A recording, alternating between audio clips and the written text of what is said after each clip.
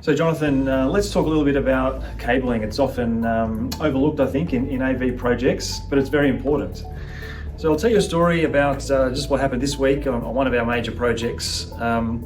We obviously went to a great deal of effort and time to specify particular cabling for the customer in the project, and it's of a very high standard and quality. However, the installation company maybe didn't pay attention and put in a lesser grade quality of cable, which is unfortunate because now that cabling is going to have to be removed and replaced with the right cabling, which is time and money and not a great result for the project.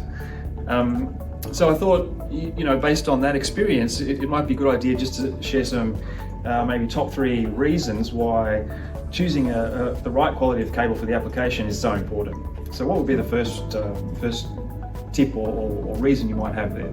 Yeah, so look, when I think of the cabling, it really is such a critical part of an audiovisual technology system. Yep. And the analogy I like to use is, one of a road.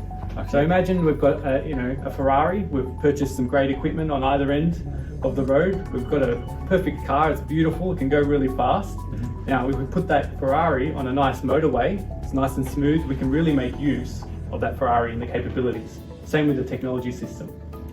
Now, if that road had potholes, it was one lane, had a lot of traffic, had traffic lights on it, all of a sudden, even though you've purchased a fantastic car, you're not actually able to make use of it because of the poor quality of the road. Now, exactly the same thing can be said for cables as well. Right. I can have great displays, I can have great sources, but if that cable, that road, is not high quality, then I'm not actually making use of my systems that I've paid so much money for. So the integrity of the signal gets compromised and degraded somewhat, which is not a good result. Absolutely. Now there's, installing the cable as well. Yep. So there's 2 other factors. Yes, I've selected the right type of cable. Yeah. I'm going to build a motorway, but now we've got to think about, how to install it. We want to try and make it as straight without any breaks. Okay. Yep. So no traffic lights stopping along the way. Perfect. Yep. And the other one is when we physically install it, we want to make sure we adhere to all of the manufacturer's requirements. Yep. So that we can get the maximum performance. Now imagine laying the road, you've bought the right tarmac, but you haven't installed it correctly, and now it's all deformed and there's potholes.